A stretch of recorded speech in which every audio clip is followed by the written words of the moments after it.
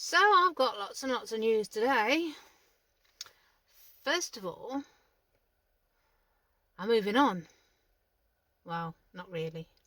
I'm moving back into a tent. Yeah, I'm moving into my tent.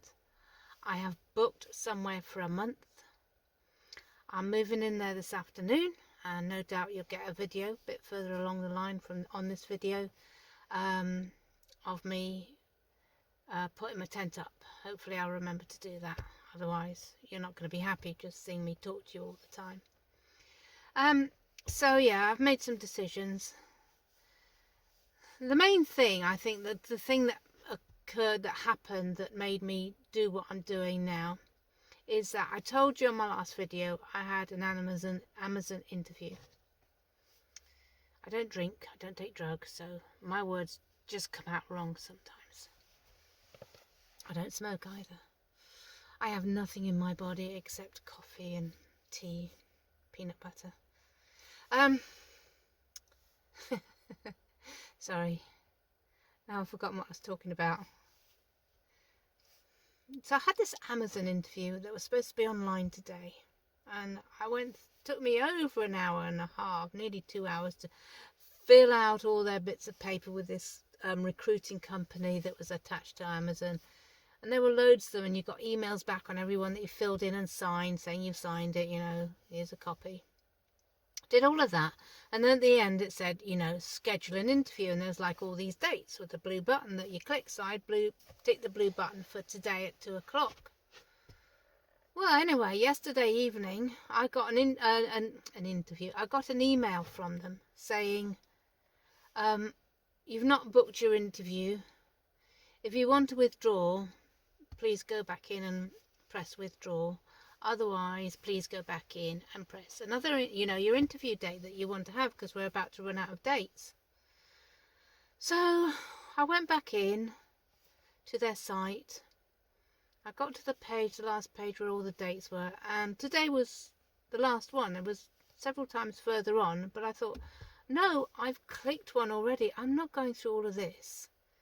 If I click today and you haven't got it, and I'm waiting at, say, I booked it before at 2 and I moved it to 3 and nobody came back to me, and then I got an email saying, you've not replied to our emails, we don't have any more interview spaces. I'm thinking, I can't be bothered with this. I hate it when these things don't go right. I spent all that time filling it in. Anyway, I cancelled it, I withdrew, I cancelled it. I sent them an email telling them why I withdrew, that their system isn't working well. And I did click a date, and they obviously haven't got it. And I'm not going any further with this at the moment. So I was thinking, I really need to sort out my winter months. I am a bit slow sometimes at working out what I'm going to do next. So I said to you on the last video, I've got to find somewhere stable and get, through the next couple of months through winter and working, and that's definite. So I have made the decision to stay at Road Chef. That's if they're going to keep me for the next couple of months anyway. And basically all I've done at the moment is I've booked a month in a tent. £10 a night, really good value. They say they've got showers and toilets. I haven't been to see it yet. I'm going and moving in at 3 o'clock. So I've booked that for a month, and I've texted Ed saying I'm looking for another day's work. Please can I have another day's work, so I'm doing 4 days instead of 3. And if not, can you give me a load of overtime? If I can get 100 a week to pay. Well, actually, it's 70 a week now. I was thinking it was going to be 15 because that's all the prices and all the other ones. This is on a farm. It's a working farm. They're keeping the camping open till December. So I thought, I booked it. It's only up the road from where I work, not too far. It's a bit further than, where I stay the night waiting for work. So it's about 40 minutes. But that's okay. Me and Lexi can't spend winter driving around trying to keep warm. So this will be the same price I think as using fuel. We'll see. Anyway, I'm happy to accept 2 weeks and then 2 weeks. So I've got that money put in the bank. So I just got to watch the fuel and the food costs. So I'm moving in on that for a month. I've texted Ed asking for more work so I can have more money. And why am I doing this when I told you I need to leave? Well, it was such a strange day yesterday at work. I mean, it is swings and roundabouts. I've told you this before. One day you're friends with the Romanians, next day you're not. But it was a strange day yesterday. So I went into work and I was pretty grumpy. And I was pretty grumpy with Ed. Didn't want to talk to him. Even though he was going around sort of saying, are you okay? I was, yeah, fine. Because I was still, I was up in the air. I didn't know what I was going to do. I thought I had to move on. Everybody hates me there. But actually it didn't work out like that. The compactor that we have that takes all the bags was full 3 days ago. It's taken them 3 days to sort this. So when I came in yesterday, every trolley and cage that there is was full of bags waiting for the compactor to be taken away, emptied and brought back. And that happened yesterday. So the guy came, compactor went, came back, ready to be loaded. And Ed said to me, you know, the compactor's coming back in shortly because it's gone, so it'll be back within an hour. And the bags need putting back into the compactor. And I said, yeah, fine. He said, yeah, but he said, we'll leave that for Billy. I said, no, that's my job. And it is. and I was thinking of Peter, you know, I was thinking, why are you all suddenly ganging up on me saying that I can't do this? I've done a really ace job of doing every bloke's job. Well, not every, but, you know, all the blokey jobs, emptying the big bins, you know, doing everything. Like I said I would, including chucking God knows what into the compactor. I said, no, it's my job. He said, oh, okay. And I did, I made it mine. So when the compactor came back, I opened the door and I started offloading all the cages. And I was trolling along with that. Fortunately, it was a quiet day. So I was throwing them all in. There was only one bag I came across that I couldn't lift. But all the rest, you know, I've got a bit of strength on now. So all the rest I was chucking in.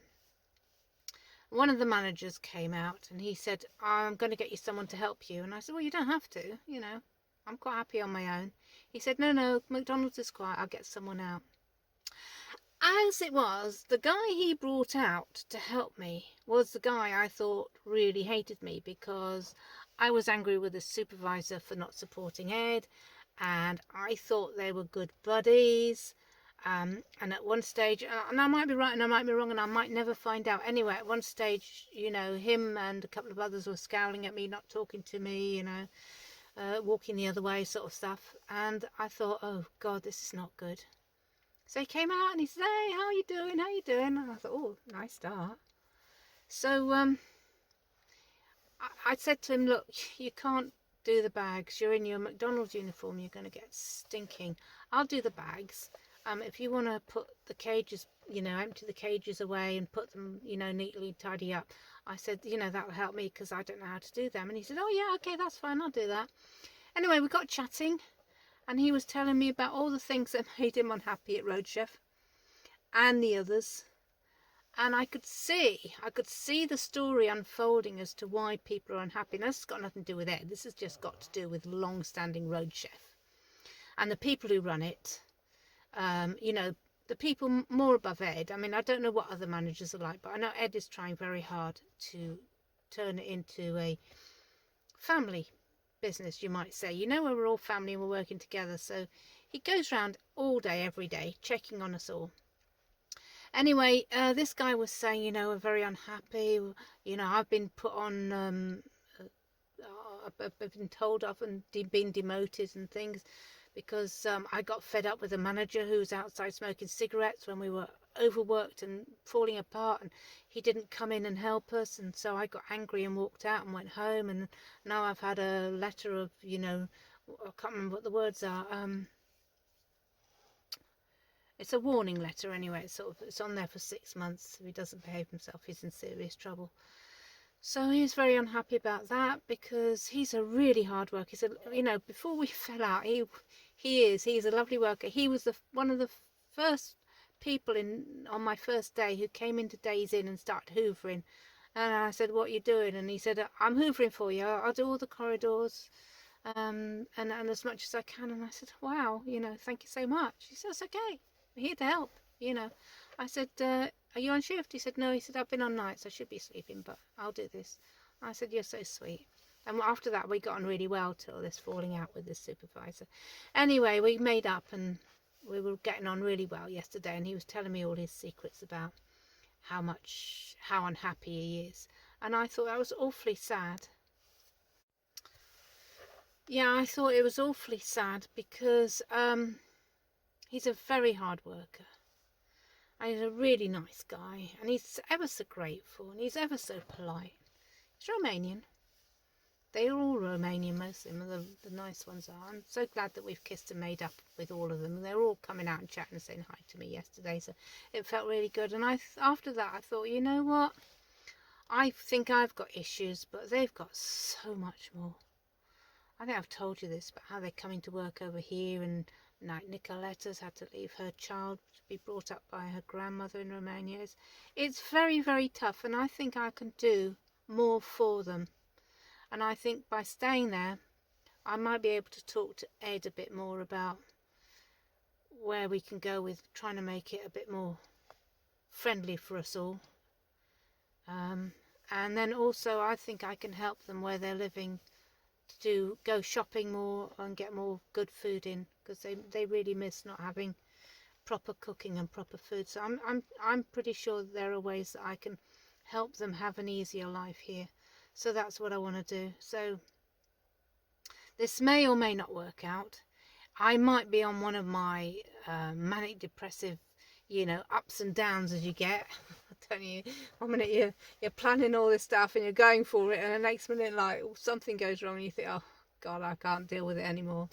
But I've always had it. I've had it in my head for a good few weeks since I last talked to Nicoletta, and how tough it was for her, that I really wanted to do something to help her. And after talking to my other guy yesterday, I was thinking, it is tough for you guys. We're very, very lucky in this country. We've got so much freedom. We don't have much to fear from.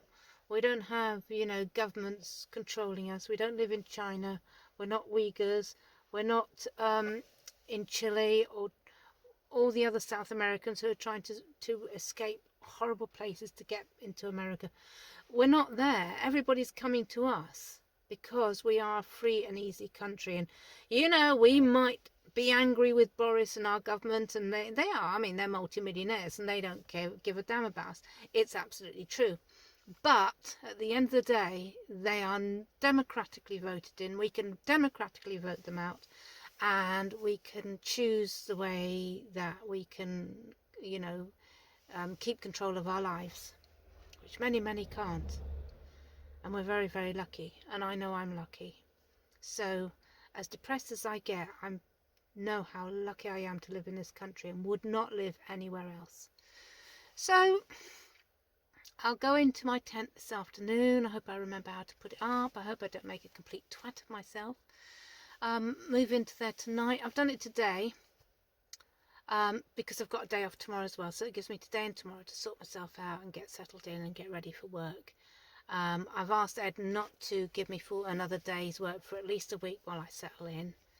I've not heard back from him. I doubt if I will. I think they've got special visitors today or something. So we'll see how that goes. I will catch up with you later. And we'll go through, more stuff.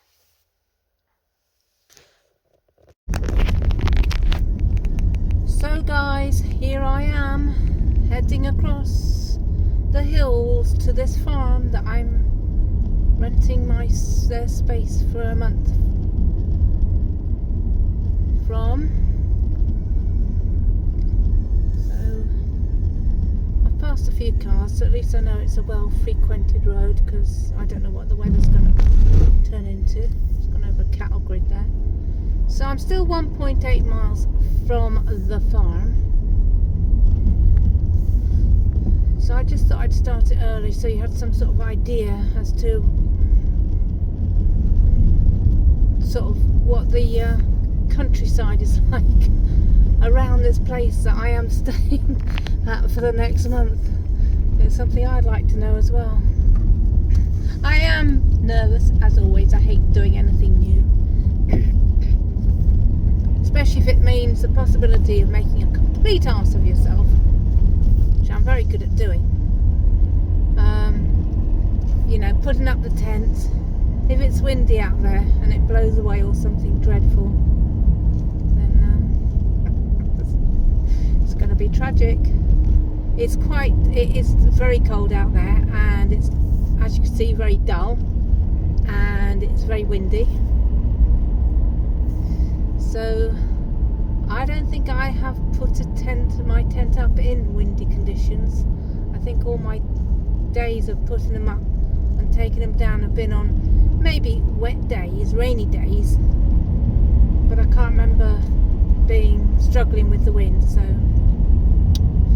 and this is not like Kent, where if there was a bit of wind, it wasn't that much. You know, here you can whip up a right little gale.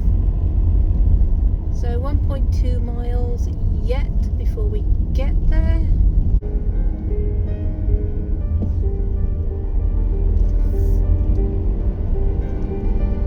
Well, at least Lexi's got her new tyres on, which we have thanked time and time again, because we've been in some bad weather, rain really. So we were very glad that we had our new tyres on. Right, so I'm coming up to it now. Turn my music off. Looking for this farm.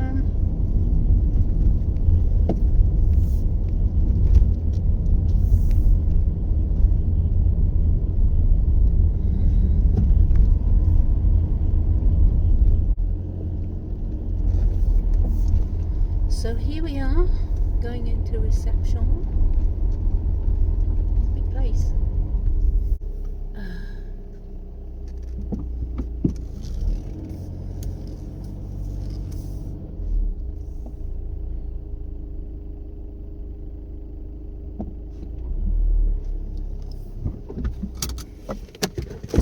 Hello. Hello. I'm the one who's been emailing Graham, is it?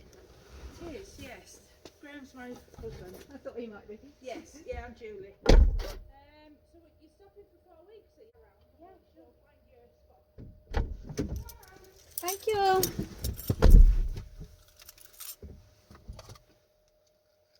Okay, she's a lovely lady.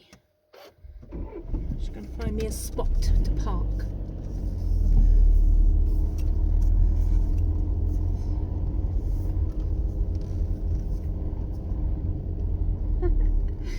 She's jogging away. Oh my god, it's a big farm.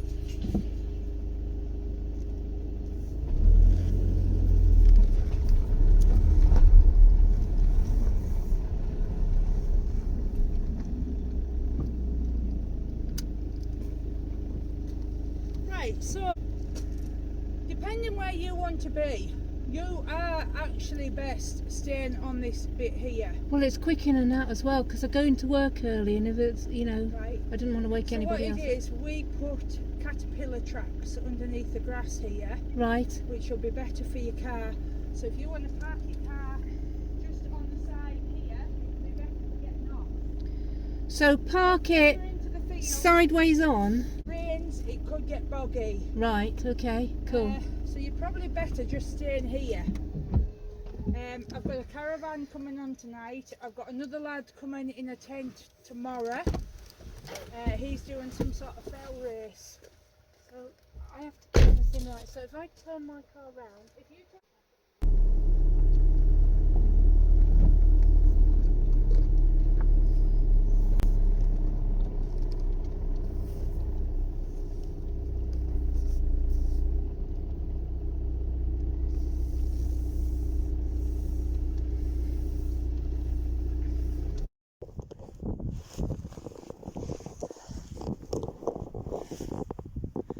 So it's going to be front door onto Lex. I might turn around when I come back at the end of the day. So if I have the front door heading towards Lex, then that should work for me. It's so clean. So really struggling with this one today. I don't know why. I think when I did it the first time, I did it in 2 seconds flat. I know I've done it several times. It's like, oh yeah, I know how to do it. And I'm fucking it up completely, which is quite hilarious. Fortunately, there's no one around to see, which is quite lucky.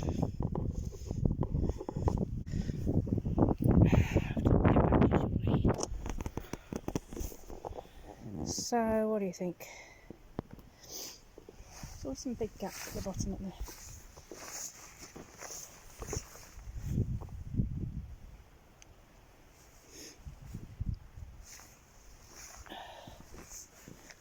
Can't push these thingies right in because they've got caterpillar traps underneath the grass. So some of them won't go right in. I'm hoping that it's enough to hold my tent in place. This one won't go right in.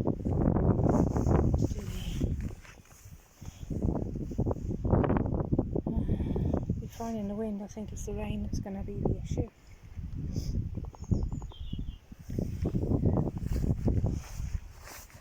The space indoors at the moment.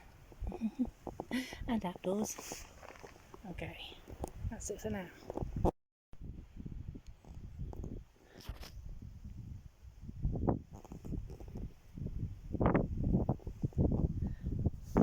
So it seems such a mess. At least I got a month to clean it up. Seems like I can't remember the last time I saw the leather on my back seat. I'm bringing in all the covers now for my bed in. Yeah.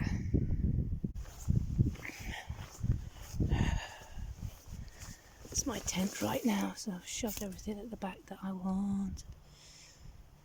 Put the kitchen at the back as well, brought that in because that's got like loads of stuff that I used in my last camping trip. So there's my kettle, my gas cooker's under there, got some food for tonight. Oh, all's good. And the tent seems pretty stable, so fingers crossed.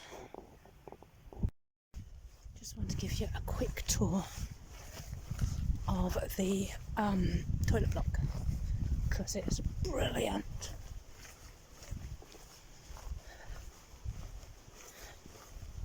Ah, that's beautiful now, and I've got a sheep beside me at night. I love it. We've got people coming tonight, so I've got someone next to me and a caravan and stuff. Apparently this comes on when you come in. Oh, there we go. So this is the toilet block. Don't forget it's for everybody, men and women. But got two loos. That's immaculate. And you've got two showers and basins.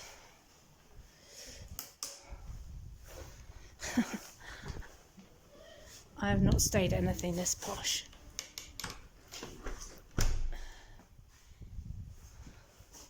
And all the campsites I've been to for the price that I pay.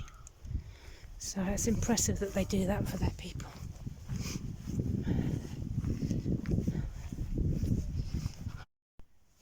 So just a quick show of what I'm doing for my heat. So I've got a canister in and a light on very low flame. And it's lovely and warm in here. Would you believe it's so cosy? It's lovely. So I'm going to get changed for bed because it's then going to be cold. All my stuff, including my thermals and my woolly hat. So it's 6 o'clock.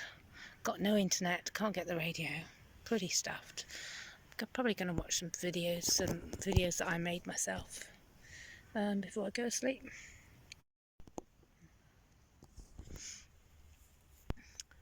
So Roger. Okay, so I'm dressed for the night. You've got to guess the film. So Roger, I made this wool, coloured this woolly hat and these black trousers and black socks. We found some shoe polish to colour those in. We found some nylon curtains that we've sewn and made into jackets. We've got different colours, Roger. We've got the black, we've got this one's purple that we found some purple dye for, and we've got some other ways of dyeing clothes to put some other colours on for the posh jackets and stuff. Anyway, it is from The Great Escape, you know, when the tailor guy was putting all the stuff together for the escapes. So it's a bit of a laugh. So I'm ready for the night. I'm all cozied down. I've got my fire on still, but that's going out now. I'm going to get under my covers on my sleeping bag, and I will catch you guys tomorrow. Be good. Hey guys, how are you all doing? So, do I sound chirpy? I actually feel really chirpy. So, it is Friday morning. Sit still.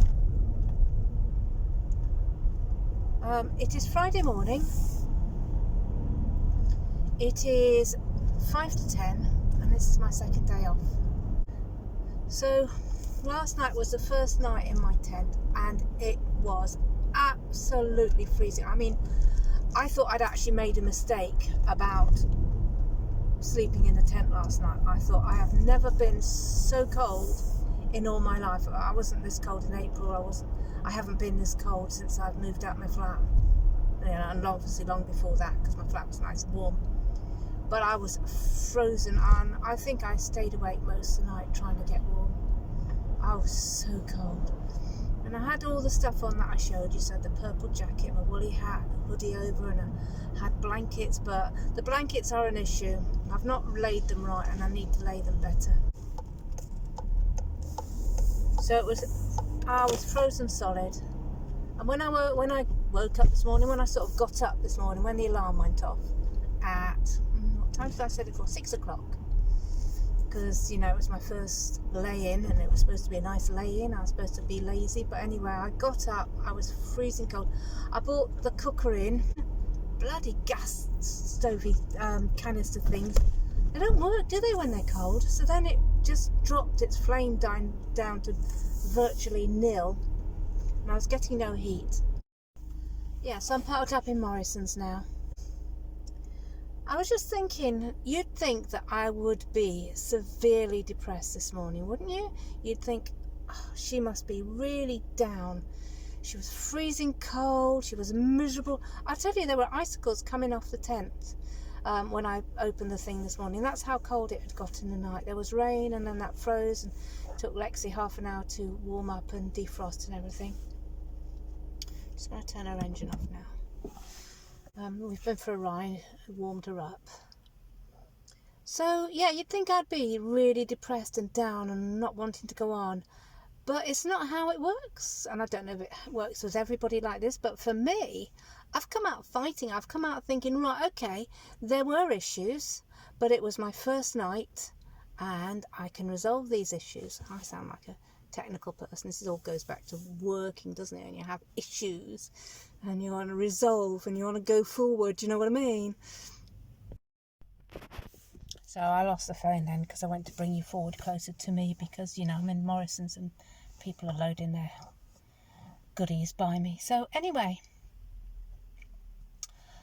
yeah, so I'm thinking, yeah, I've got some issues to resolve, but it's only my first night, and I've survived it.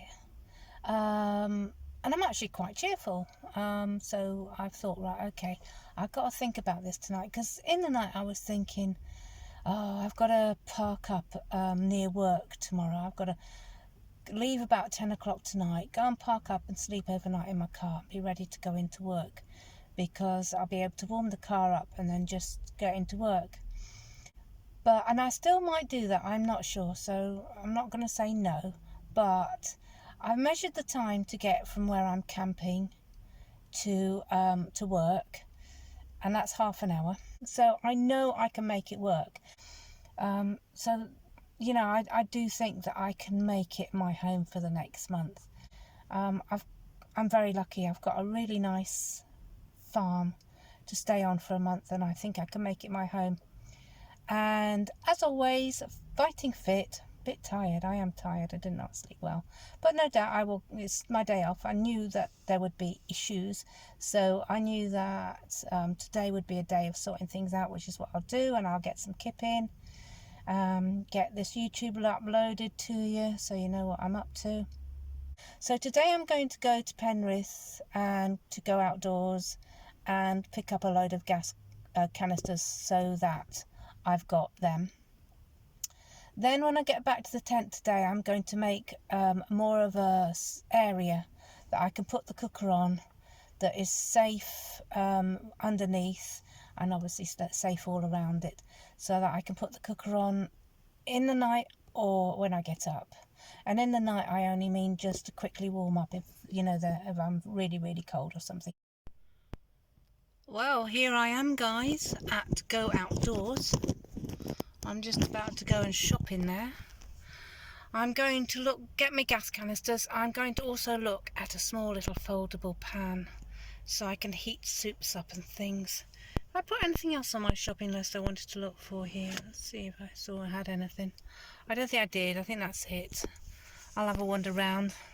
I'll show you what I got when I come back out. So this is just to go in my tent, some additional stuff. Shopping! Love it! See you later. Yeah, so this is my hoard gang. So after a lot of looking around, I've bought a little cook set. That was £11. Euro hike. I know it's not OEX, but OEX had nothing cheap. Never do. This guy suggested the space blanket to go underneath my sleeping bag and onto the floor to keep me a bit warmer. And 2 lots of 4 camping gas, because they were on a special price. So it was 2 lots for £12, so £6 each, which I thought was okay. So that's what I've got from Go Outdoors. Anyway, I'm gonna love you and leave you guys, get on with my day, and I'll get back to you later. Catch you soon.